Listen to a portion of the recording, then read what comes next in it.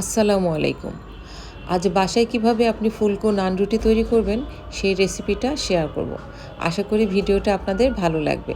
আর আমার ভিডিওটা ভালো লাগলে আমার চ্যানেলটা সাবস্ক্রাইব করে আশা করি আমার সাথেই থাকবেন। তো চলুন রেসিপিটা দেখে আসা যাক। এখানে আমি নান রুটি তৈরি করার জন্য ৩ কাপ ময়দা নিয়ে নিয়েছি। এই নান রুটিটা তৈরি করার জন্য আপনার ময়দার প্রয়োজন হবে। আটা দিয়ে এতটা পারফেক্ট নান রুটি তৈরি করা যাবে না। তো আমি এখানে পরিমাণ মতো লবণ দিয়ে দিলাম, আর দিয়ে দিলাম 2 টেবিল চামচ করে পাউডার মিল্ক আর চিনি। এখানে দিয়ে দিচ্ছি 1.5 চা চামচ ইস্ট, আর দিয়ে দিলাম তেল 2 টেবিল চামচ। ইস্ট আমরা 1 কাপের জন্য হাফ চা চামচ করে ইস্ট ব্যবহার করি, সেই হিসাবে আমি এখানে 1.5 চা চামচ ইস্ট দিয়েছি। এখন এই সমস্ত উপকরণগুলো খুব ভালো করে হাত দিয়ে মেখে নেব। এখন আমি এটাকে হালকা কুসুম গরম পানি দিয়ে এটা একটা সুন্দর করে একটা স্মুথ ডো তৈরি করে নেব। একটু সময় নিয়ে আস্তে আস্তে এটাকে খুব ভালো করে মেখে একটা সফট ডো তৈরি করে নেবেন। আমরা যে রুটি বেলি সেই রুটির চেয়ে এই ডোটা আরেকটু সফট হবে। তো দেখতে পাচ্ছেন আমার ডোটা হয়ে গেছে। এখন আমি এটাকে উপর দিয়ে একটু তেল দিয়ে এটাকে রেস্টে রেখে দেব। তেলটা মেখে দিলাম এটা ডোটার সাথে। এবার আমি এটা রেখে দিচ্ছি রেস্টে 15 মিনিটের জন্য। তো 15 মিনিট পরে আমি ফিরে এলাম। এটা দেখতে পাচ্ছেন আমি আরেকটু ভালো করে মেখে নিলাম। এবার আমি এখান থেকে প্রয়োজন মতো লেচি কেটে নিয়ে এটা আমি নান রুটি তৈরি করব। তো এটাকে আমি একটু সফট মসৃণ করে নিচ্ছি উপরের পাশটা।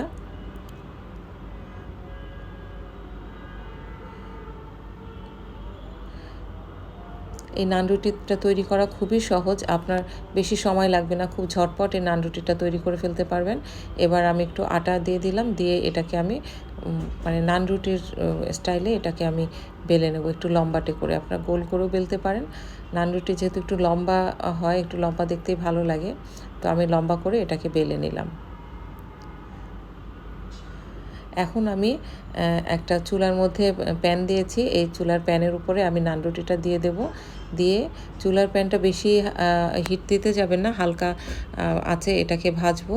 এক পাশটা হয়ে গেলে তখন আমি এটা উল্টে দিয়ে আরেক পাশ উল্টে দেবো, এবং এটাকে আপনি একটু এই যে সাইডটা যেন একটু ব্রাউন ব্রাউন কালার হয় সেভাবে করে একটু মানে সময় নিয়ে আস্তে আস্তে ভাজবেন। নান রুটির যেরকম কালার আসে একটু ব্রাউন কালার, ওইভাবে কালার আসলে আপনি এটাকে নামিয়ে ফেলবেন। তো আমি এটা আগেই একটা বাটির মধ্যে আমি কিছুটা রসুন কুচি করে রেখেছিলাম, তার মধ্যে আমি দিয়ে দিয়েছি খানিকটা বাটার। এবারে নান রুটির উপরে আমি বাটার আর রসুনটা ব্রাশ করে দিলাম। এটা যদি আপনি নান রুটির সাথে দেন, নান রুটিটা খেতে অনেক বেশি টেস্টি হয়। বাটার এবং রসুনের ফ্লেভারটা অনেক ভালো লাগে নান রুটির সাথে। এভাবে একবার খেয়ে দেখবেন, আশা করি আপনাদের এই ফ্লেভারটা অনেক বেশি ভালো লাগবে। তো আমার একটা ভাজা হয়ে গেছে। আপনি এটা ভাজার সময়ও দিতে পারেন, অথবা নান রুটিটা নামানোর পরে আপনি এই নান রুটির উপরে এই তেলটা ব্রাশ করে দিতে পারেন। দুটোই ভীষণ ভালো লাগবে। তো দেখতে পাচ্ছেন আমার নান রুটি বানানো হয়ে গেছে। এটা কতটা সফট হয়েছে এবং অনেক ফুলকো হয়েছে নান রুটিটা। তো আমি একটা ছিঁড়ে দেখাচ্ছি যে এর ভিতরের কী অবস্থা।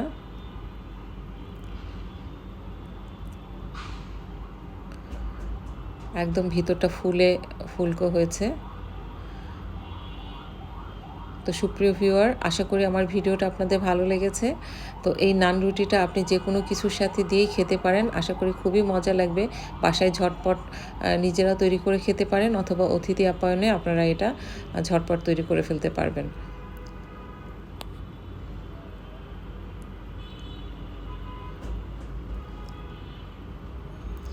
তো আজকের মতো এখানেই শেষ করছি। আপনারা সবাই ভালো থাকবেন, সুস্থ থাকবেন, আর আমার চ্যানেলটা সাবস্ক্রাইব করে আমার সাথেই থাকার অনুরোধ রইল।